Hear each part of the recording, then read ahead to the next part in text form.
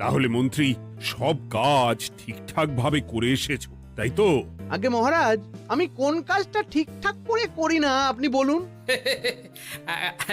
আমি শুধু আপনাকে ওই কোষাগার থেকে মোহর সরানোর কাজটাই খুব ভালোভাবে করতে দেখেছি মন্ত্রী মশাই। আর বাকি সব কাজে তো আপনি লবডঙ্কা। গোপাল, মুখ সামলে কথা বলো, হ্যাঁ?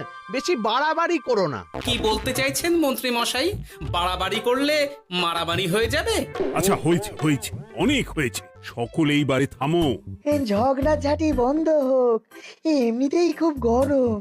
বলছি কি, যা গরম পড়েছে এইখানে তো থাকাটাই দায় হয়ে যাচ্ছে। উফ, আর যে পেরে উঠছি না। মনে হয় আপাতত এখান থেকে কদিনের জন্য। মহারাজ, বাইরে রাজ্যের প্রজারা জড়ো হয়েছে, সকলে মিলে বিক্ষোভ করছে। একবার একবার শিগগির আসুন মহারাজ, নইলে সাংঘাতিক কিছু একটা ঘটে যাবে। কি হলো? আবারও কোনো সমস্যা হলো নাকি? আমাদের রাজ্যের প্রজারা তো যথেষ্ট বোঝদার, তারা তো এমনি এমনি ঝামেলা ঝঞ্ঝাট সৃষ্টি করার মানুষ নয়। গোপাল, চলো গিয়ে দেখি।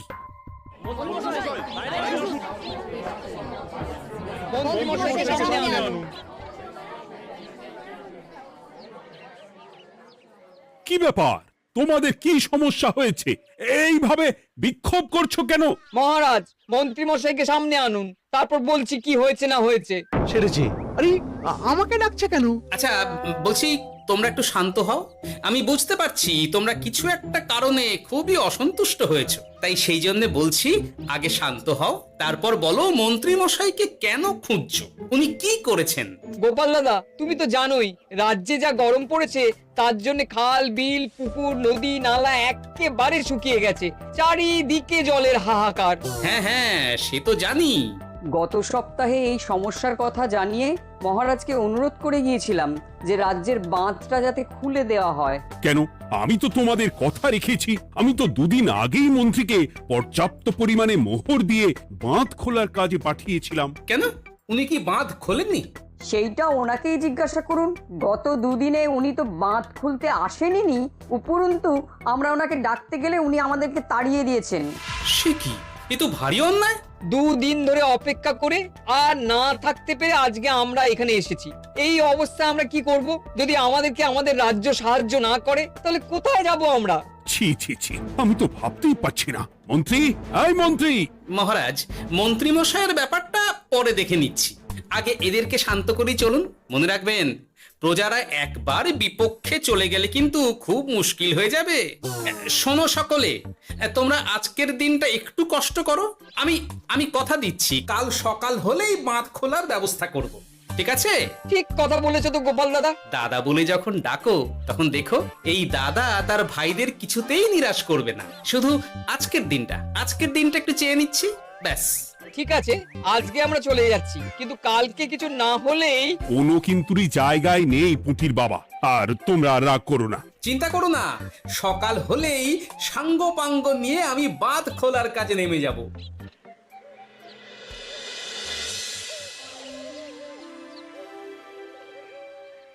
ছি ছি মন্ত্রী, তুমি এইভাবে আমায় মিথ্যে বললে। ভাবতেই পারছি না কি দরকার ছিল আমায় মিথ্যে আশ্বাস দিয়ে প্রজাদের সামনে নাক কান কাটার। মুখে কুলুপ কেন? উত্তর দাও। না মানে, আমার শরীরটা ঠিক ভালো ছিল না, তাই বাড়ি থেকে বেরোতে পারিনি। বলছি কি, শরীর খারাপ থাকলে রাজসভায় খবর দিতে পারতেন, আমরা কেউ দায়িত্বটা পালন করতাম। কি আছে? সমস্ত মোহরগুলো ত্যাগস্থ করে ঘাপটি মারলেন ঘরে। ছি ছি, জানাই আপনাকে ধিক্কার। সকলে মিলে করো প্রতিবাদের চিৎকার। মন্ত্রী মশাই, ছি ছি ছি ছি ছি ছি। মহারাজ, আপনি এক্ষুনি মন্ত্রী মশাইকে কদিনের জন্য সভা থেকে বহিষ্কৃত করুন। সে তো করবই, তবে তার আগে আমি চাই কালকে যখন বাঁধ খুলতে তোমরা নামবে, তখন সেই কাজে কোনো লোক নিয়োগ না করে মন্ত্রীকেই বাঁধ খুলতে নামাবে। মহারাজ, এ কেমন বিচার আপনার? আমি না রাজ্যের মন্ত্রী। মন্ত্রী না ষড়যন্ত্রী। মন্ত্রী মশাই, তাহলে কালকের জন্য প্রস্তুত থাকুন। মহারাজের বাঁধ খোলার জন্য সকল মোহর তো আগেই আত্মসাৎ করেছেন, এবার শুধু কাজে নেমে পড়বেন, কেমন?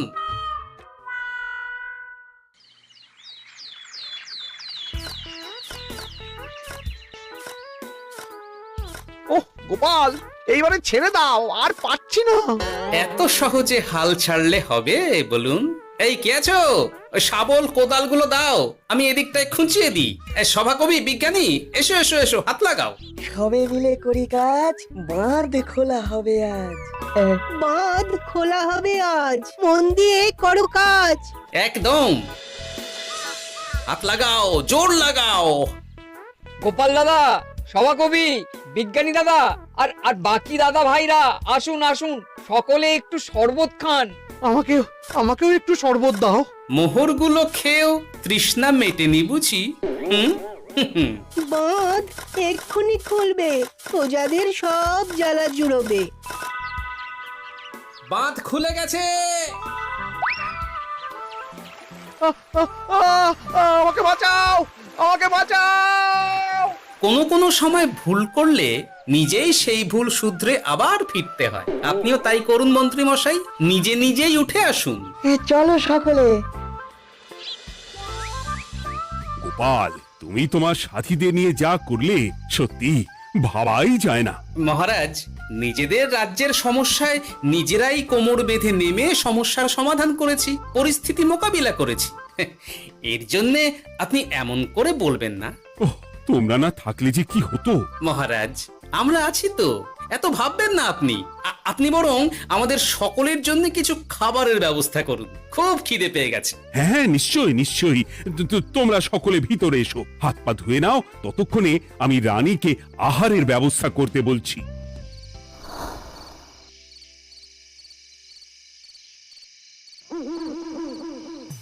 ওমা গো, ওমা বাঁচাও, কি শরীর খারাপ তাই না লাগছে গো।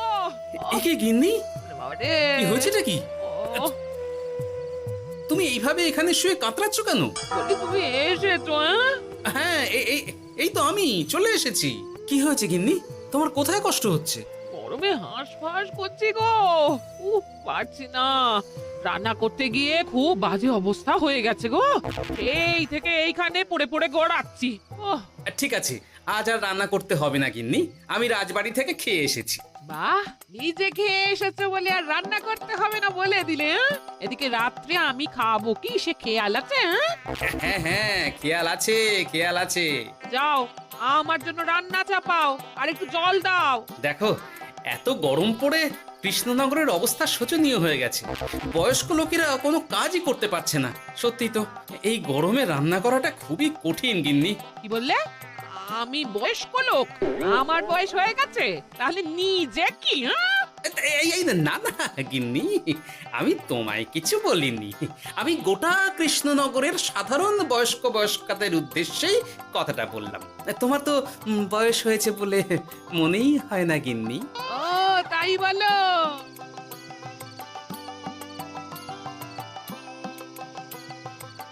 নাও গিন্নি, জল নাও। আজ না হয় আমি রান্না করব। হে ভগবান, মুখের একটু লাগাম দাও। এইভাবে যখন তখন সত্যি কথা বলিও না।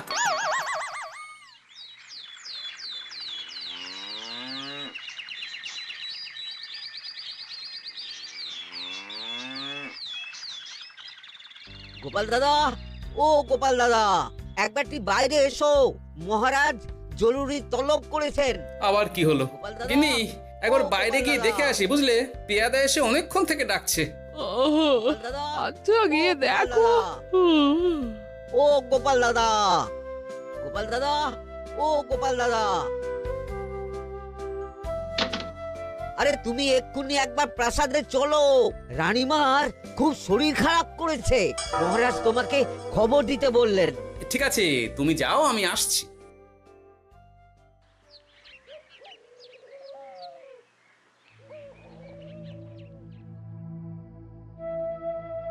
গোপাল, কি হবে বলো তো? রানী তো দুমদাম করে ব্যারামে পড়ে না। মহারাজ, ভয় পাবেন না, আমরা আছি তো। বৈদ্যকে পরীক্ষা করতে দিন, দেখি সে কি বলে। মহারাজ, অতিরিক্ত গরমের জন্যে শরীরটা খারাপ হয়েছে। আসলে উনি এই তীব্র দাবদাহ নিতে পারেননি। তবে চিন্তা করবেন না মহারাজ, আমি বাড়ি গিয়ে এক ধরনের বিশেষ পথ্য পাঠিয়ে দিচ্ছি। রানীমা খেলেই সুস্থ হয়ে উঠবেন। মহারাজ নিজের কানেই তো শুনলেন, রানীমার তেমন গুরুতর কিছু হয়নি, চিন্তা করবেন না। বৈদ্যর ওষুধে উনি সেরে উঠবেন। যাওয়ার আগে একটা কথা বলে যাই, গরমের এই দাবদাহ কিন্তু আরো ভয়ঙ্কর হবে, তাই সকলে খুব সাবধানে থাকবেন। শরীর যাতে ঠান্ডা থাকে এমন হালকা পাতলা খাবার খাবেন। আসি, রাজসভায় দেখা হবে। মহারাজ, বৈদ্যমশাই কিন্তু এটা ঠিক বলেছেন, গরম আরো বাড়বে, তাই দুজনেই খুব সাবধানে থাকবেন, কেমন? গতকাল তো আমার গিন্নিও গরমের চোটে কুপোকাত হয়ে গেছিল, শেষমেশ আমাকে বাড়ি গিয়ে রান্না করতে হলো আর কি। ও বাবা, তাই নাকি? তাহলে তো খুবই চিন্তার ব্যাপার। আচ্ছা মহারাজ, আমি তাহলে এখন আসি, আবার রাজসভায় দেখা হবে। এই গরমে আর এখানে থাকতে পারছি না, বলছি কদিনের জন্য না একটু অন্য কোথাও গেলে হয় না গো? গিন্নি, এই গরমে ঘরেই থাকো, অন্য কোথাও যাওয়ার মোটে নাম করো না। বাইরে বেরোতে গিয়ে যদি কোনোভাবে গরম হাওয়া শরীরে লেগে যায় তাহলে বিপত্তির আর শেষ থাকবে না গিন্নি। কিন্তু এখানেও তো যা গরম পড়েছে, পচে গলে মরে যাই আর কি। উফ গিন্নি, দয়া করে এইসব বাজে কথা বলা বন্ধ করো তো, আমার আয়ুর থেকেও তোমার আয়ু দীর্ঘ হোক। বাহ, তুমি এসব কথা কোথা থেকে শিখলে গো? হুম? এই তো তোমার থেকে আর কি। গোপাল, গোপাল, রাজ্যের অবস্থা খুবই বেহাল। এই সবই আমাদের পোড়া কপাল। আরে সভাকবি, কি হয়েছে? তোমাকে দেখে তো মনে হচ্ছে তুমি কিছু... বিজ্ঞানী মহারাজ দুজনেই অজ্ঞান, ঘটি ঘটি জল ঢেলেও ফেরাতে পারেনি তাদের জ্ঞান। কি বলছো কি? তা তুমি এই ব্যাপারটা জানলে কি করে?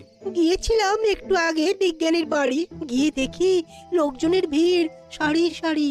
সে কি? শুনলাম মহারাজ তাকে কিছু বলতে এসেছিলেন, তারপরে দুজনে বাইরে বেরিয়ে আসতেই অজ্ঞান হয়ে গেলেন। মহারাজ বিজ্ঞানীর বাড়ি গিয়েছিলেন, তাও আবার রানীমাকে ছেড়ে? রাজবৈদ্য কত করে বললেন এই সময় যখন তখন ঘরের বাইরে বেরোবেন না, কে শোনে কার কথা? আমার মনে হয় মহারাজ তেমন কোনো গুরুত্বপূর্ণ কিছু কথা বলতেই বিজ্ঞানীর বাড়ি গিয়েছিলেন।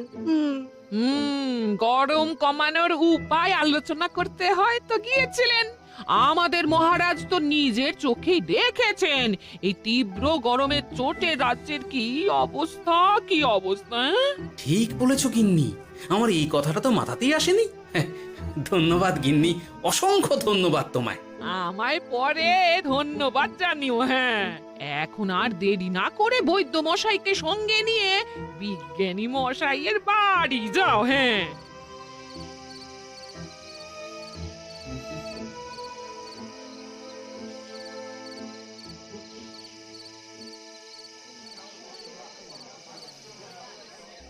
কি বুঝছেন বৈদ্যমশাই? খুব একটা ভালো কিছু বুঝছি না গোপাল। দেখো, সত্যি বলতে ওই কৃষ্ণনগরের অবস্থা খুবই বাজে, তাই এখানকার মানুষেরা একে একে অসুস্থ হয়ে পড়ছে। বাইরের অবস্থাটাও তো ভালো নয়, বুঝতেই পারছো। এখন সান্ধ্যকালীন হাওয়াতেও গরমের তাত রয়েছে। দেখুন, রাজ্যের যা অবস্থা তাতে যদি রাজ্যের মাথা থেকে সমস্ত প্রশাসনিক প্রধানরাই অসুস্থ হয়ে পড়েন তাহলে তো ভীষণ বিপদ। সে তো বটেই, এই জন্যেই আমি বলি কি, মহারাজ সহ সকল সভাসদেরা এই রাজ্য ছেড়ে কদিনের জন্য পাহাড়ি কোনো এক জায়গায় গিয়ে থাকুন, পরিবার নিয়েই যান। দেখুন, আগে নিজেরা বাঁচলে তবে তো রাজ্যবাসীকে ভালো রাখতে পারবেন, তাই না? কথাটা কিন্তু মন্দ বলেনি বৈদ্য। গোপাল, এই গোপাল, তুমি পাহাড়ে যাওয়ার ব্যবস্থা করো। এইখানে আর কিছুদিন থাকলে মরেই যাব। হ্যাঁ গোপাল, আমারও তাই মত। এক্ষুনি যা শরীরে ক্লান্তি এসেছে, আর কদিন এইখানে থাকলে মরেই যাব। মহারাজের অনুরোধে গরম কমানোর কোনো ব্যবস্থাও তো করতে পারলাম না, বাইরে বেরোনো মাত্রই দুজনে মূর্ছা গেলাম। বাবা, ঠিক আছে, বুঝেছি। মহারাজ, আপনি আর এই ব্যাপারটা নিয়ে বেশি ভাববেন না। বিজ্ঞানী, তুমিও আর বেশি কথা বলো না। আমি পাহাড়ে যাওয়ার ব্যবস্থা করছি। আমরা রাজসভা সকলে সব পরিবারে যাব। অনেক কাজ হয়েছে, এখন কিছুদিন আমাদের বিশ্রাম দরকার।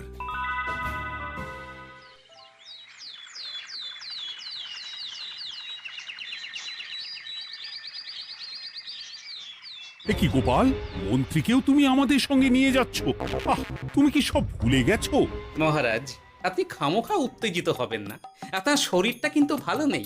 আর মহারাজ, আপনার রাজ্যে বাস করে আপনার থেকেই শিখেছি বিপদের দিনে পরম শত্রুকেও দূরে ঠেলতে নেই। গোপাল এটা ঠিক কথাই বলেছে। যতই হোক, উনি তো আমাদের মন্ত্রী, তাই এই বিপদের দিনে ওনাকে ফেলে যায় কি করে বলুন তো? সত্যি গোপাল, তোমার তুলনা নেই। ঠং, সবই নাম কেনার চেষ্টা। গোপাল, চলো এইবারে রওনা দিই। বলছি, খাবার দাবার আর জলের কলসিগুলো উঠেছো তো? হ্যাঁ, খাবারের পাত্রগুলো আপনার জিম্মায় থাকবে, আর জলের কলসিগুলো আমি সামলাবো।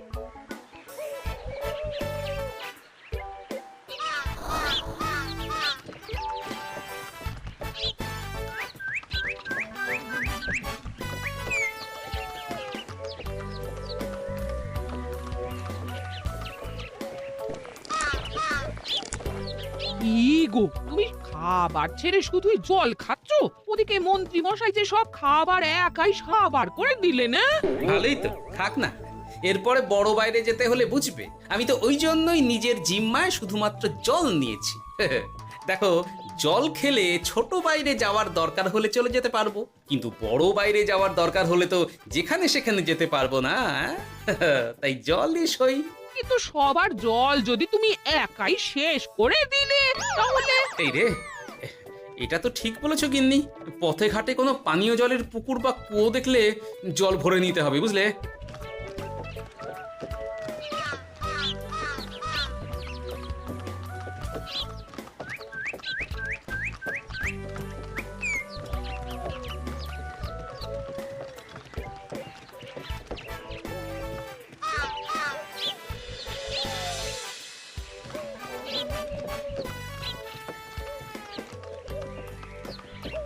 সকলে আসুন। দেখুন দেখুন, মহারাজ আবার মূর্ছা গিয়েছেন। আসুন। সে কি, কৃষ্ণনগর পেরিয়ে এসেছি, এখন এই অচেনা অজানা জায়গায় এসে মূর্ছা গেলেন? গিনি, চলো তো শিগগির গিয়ে দেখি। কেউ ঘাবড়াবেন না, মহারাজের শরীরটা আসলে খুব দুর্বল ছিল তো, তাই মূর্ছা গিয়েছেন। তবে চিন্তার কিছু নেই, আমি এক ধরনের পথ্য দিচ্ছি, এটা খেলেই উনি আবার সুস্থ হয়ে যাবেন। ঠিক আছে বৈদ্য মশাই, আপনি তাহলে যত তাড়াতাড়ি সম্ভব পথ্যটা তৈরি করুন। হ্যাঁ, আমার এই পথ্যটা তৈরি করার জন্য একটু জলের প্রয়োজন। একটু জলের ব্যবস্থা করুন তো। এ মা, বলি গাড়িতে যে এক ফোঁটাও জল নেই গো, কি হবে? এই গোপাল, তুমি একাই সব জল খেয়ে বসে আছো? হ্যাঁ গোপাল, এখন এসব বাদ দাও, চলো একটু জলের ব্যবস্থা করি। হ্যাঁ, খানাখন্দ, খাল, বিল, নদী, সমুদ্র, যেখান থেকে পারো জল নিয়ে এসো। জল ছাড়া এই পথ্য বানানো অসম্ভব। গোপাল, এ কি করা যায় বলো? দাঁড়াও, আমি একটু ছোট বাইরে থেকে ঘুরে আসছি। হ্যাঁ, খুব জোরে বেগ আসছে, ত্যাগ না করতে পারলে বুদ্ধি খুলবে না।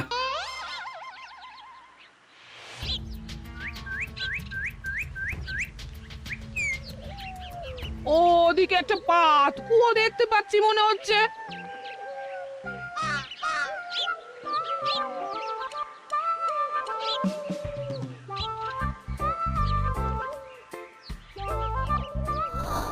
জল কোথা থেকে পাবো? তবে কি জলের অভাবে আজকে মহারাজ সুস্থ হতে পারবেন না? রানীমা, ব্যাকুল হবেন না, আমি আছি তো। আমি থাকতে কিচ্ছু অঘটন ঘটবে না। সকলে শুনুন, বিশেষত মহিলাদের বলছি, আপনারা সকলে নিজেদের কাছে যত শাড়ি আছে সেই প্রত্যেকটা শাড়ি আমাকে দিন। আমি শাড়ি জুড়ে জুড়ে লম্বা রশ্মি বানাবো, তারপর সেই রশ্মিতে বালতি ঝুলিয়ে জল তুলব। দয়া করে কেউ দেরি করবেন না।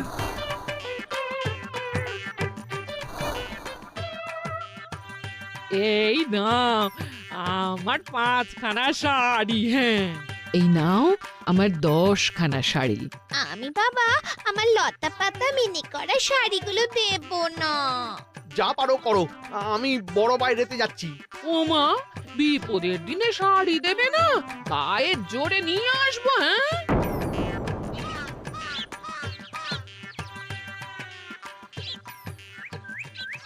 এ বাবা, এখনো কিছুটা কাপড় লাগবে তো। যা গভীর পাতকুয়া, সবার সব শাড়ি তো কাজে লাগিয়ে দিয়েছি, এখন কি হবে? আরে ওই তো কার একটা ঝোপের কাছে ধুতি পড়ে রয়েছে, যাই ওইটাই নিয়ে নি। এই গোপাল গোপাল, আরে করো কি, ওটা তো আমার ধুতি। আরে আরে আমি এই ঝোপে বড় বাইরের জন্য এসেছি। আরে মন্ত্রী মশাই, বড় বাইরে করার সময় অযথা অন্যদিকে মন দেবেন না, তাহলে পেট সাফা হবে না।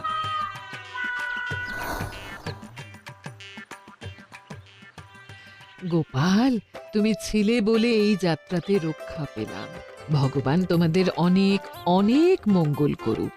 এই দেখো না, ওরা না আমার লতা পাতা আঁকা শাড়িগুলো নিয়ে নিয়েছে। এই, দূর তোমার শাড়ির লতা পাতা, আমি নিজেই জড়িয়েছি বড় বড় ঘাস পাতা। চুল করছে রে, দূর ছাতা, দূর ছাতা।